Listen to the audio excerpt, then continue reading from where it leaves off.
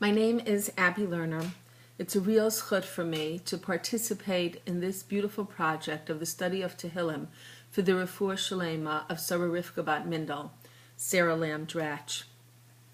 Perek Yudbet is not one of the prakim that we are more familiar with, but it is a truly fascinating perek, not only for its content, but because the psukim lend themselves to many different interpretations. We'll begin by reading a translation.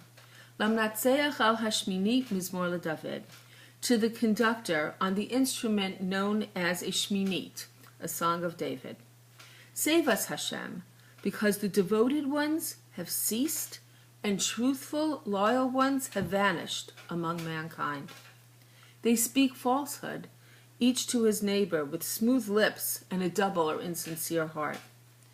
May Hashem cut off all smooth lips and the tongue that speaks haughtily, and those who have said, because of our tongues we will prevail, who is master over us?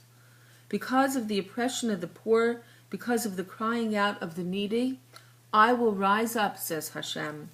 I will grant salvation. The words of Hashem are pure, as purified silver, clear to the world, refined 7 times. You, Hashem, watch over the weak ones, guard them from such a generation forever, when the wicked walk all around from every side, and the evil scorned ones are exalted among mankind. Sometimes we forget the prakim of Tehillim were meant to be sung and accompanied by music. This perek was meant to be accompanied by a shminit, an 8-stringed harp or violin. There's only one other perek to be accompanied by a shminit, and that is Perek Vav, Lamnatseach b'neginot al hashminit. This perek is famous because it is said each weekday as part of Tachanan. Rav Shamshon Raphael Hirsch, who speaks a great deal about the significance of the number 8 and the 8-stringed instrument, tries to understand why only these 2 prakim are accompanied by the shminit. He notes that Perek Vav speaks of the suffering and the sadness of the individual, particularly in illness. This Perek, Yudbet, addresses the agony of an unhealthy society. The Sansino edition of Tehillim indicates that the shminit had a deeper tone, perhaps a full octave lower than a viol or a viola. I think perhaps David chose this deeper sounding string instrument to express the depths of his sadness as he wrote these 2 prakim.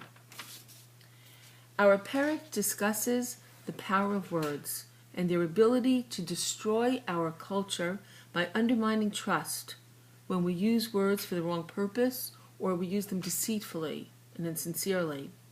It contrasts this deceitful use of language with the Imrot Hashem, the words of Hashem that are Amarot Tahorot, pure silver, refined 7 times. Rav Shamshon Raphael Hirsch spends a lot of time analyzing this perek, addressing the first full verse in Perek Bet. Hoshia Hashem ki gamar chasid ki pasu emunim ibnei adam. He distinguishes between chasid and emunim. Chasid indicates active, complete, and selfless devotion to the welfare of those around us. Chasid is a person whose basic character is formed and governed by such selflessness. Rav Hirsch goes on to explain that today, acts that appear to be for the common good are often motivated by clever calculations of the advantages these acts have for the initiator. The acts only look altruistic. Along with the disappearance of the chasid is pasu emunim, the disappearance of trustworthiness and honesty, the source of the word emunim being the word emet, truth. Hirsch suggests that without the ability to love one another, captured by the word chesed, righteousness, emet, emunim, becomes impossible. To quote Hirsch, once selfishness has replaced altruism, there will be no room left for mutual trust. The result is the destruction of, quote, the most indispensable instrument in all human relationships, the sacredness of the human word and trust. What follows, then, is Shav Yidabru Ish et Reyehu. People lie to one another, engage in smooth talk and in sincere language, what David HaMelech calls a double heart, lev alev. Hirsch points out that Tzfat Chalakot, smooth, chalak, also is related to the word chalek, divide. When something is smooth and polished, nothing can adhere to it or become unified with it. Everything slips off, leading to division. David HaMelech begs Hashem to cut off the smooth lips, Yachreit Hashem kol siftei chalakot, and the tongue which speaks with arrogance. Hirsch writes that in the future, Hashem will, quote, put an end once and for all to the ruin that ravages society as a result of the misuse of the word. There's nothing else that is so much in opposition to the moral goals set by Hashem's rule as this form of moral depravity. A social system based on lies will bring ruin to mankind more than any overtly brutal force. End quote. Hirsch's commentary on Tehillim was originally published in Germany in 1882. I was amazed at the passionate, powerful language he used to describe a society destroyed by lies, foreshadowing, perhaps even predicting, the Nazi propaganda machine that came into being 50 years after he wrote these words. We ask Hashem to guard the downtrodden from these liars, even though these evil people surround us, even as baseness, zulut, is raised or exalted among men. Kirum zulut livnei Adam. The Malbim, Rav Meir Leibish ben Yechiel Michal, is an exact contemporary of Rav Hirsch.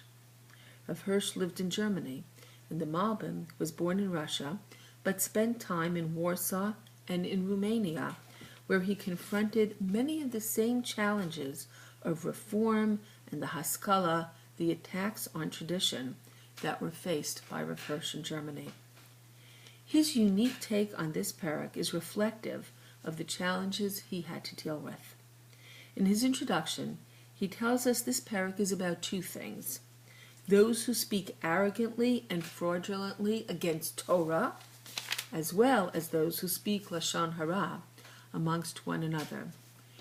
He explains Pasuk Gimel in the following way: Shav yidabru ish et reyehu sfat chalakot balev alev yidaberu.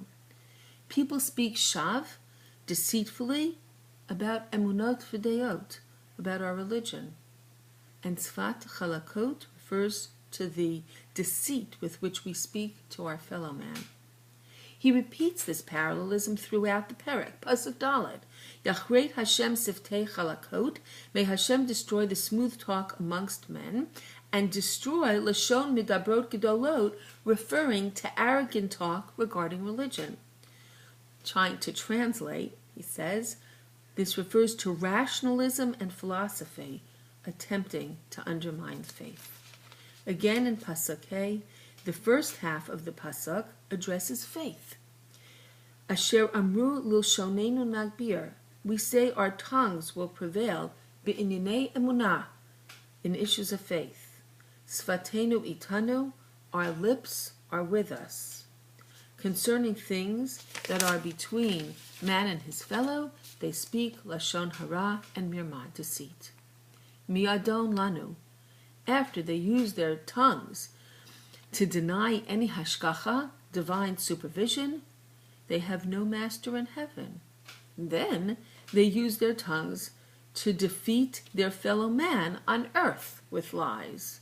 And then, miadon lanu, says the Malbim, they have no master on earth either. We ask Hashem to save the victims of these liars. And then Pasuk Zayin, Imrot Hashem Amarot Tahorot. Hashem's words are pure. The Malbim with this launches into a defense of Torah. He says the words, poetry, and stories of Torah are the clothing of God's divine wisdom, and the secrets hidden in them are the soul of God. They are pure. The very stories and words are pure. Unlike the words of the philosophers that dress wisdom in false stories that have no purpose, in our Torah, the outer, even more superficial understanding is as pure as the deeper message. When we get to Pasuk Chet, Hashem Tishmerein, not Hashem guard the victims of deceit. Rather, the Malbim feels these words mean Hashem guard your words of Torah from this generation so that the pure words of Torah do not become contaminated. Ubal Yid Reshubo Drashot Shel Hevel, and so that these people don't create false explanations on Drashot from these pure words of Torah. The last pasuk, Saviv Rishayim Yitalachun Kerum Zulut Levnei Adam, refers to an evil shell surrounding the Torah at a time when false words and the science of the Seichel, no doubt a reference to the Haskalah, seem more elevated than the words of Torah themselves. We need Hashem at this precarious time to guard the holy words of Torah from the Torah's detractors. An entirely different take on this Perek coming from the Malbim. For an interpretation of the last pasuk, I must say that I loved the explanation of the Mossad Harav Kook Tanakh best of all, because it has the Perek ending, unlike the others, on a positive note. Saviv Rishayim Yitalachu, ultimately, when Hashem guards the victims of the deceitful ones, the evil ones will wander in circles and lose their way. And this will be Kirum Zulut Livnei Adam, when the downtrodden among men will finally rise from their loneliness. If David HaMelech was concerned about evil, deceitful talk in his day, how much more must we be cautious when in a moment our own ill-spoken words can shoot across the world and reach millions. At the same time, a project such as Shema B'Kolah must be a comfort to the Malbim, because we can also use all that is available to us to spread the truth of Torah and give chizuk to so many.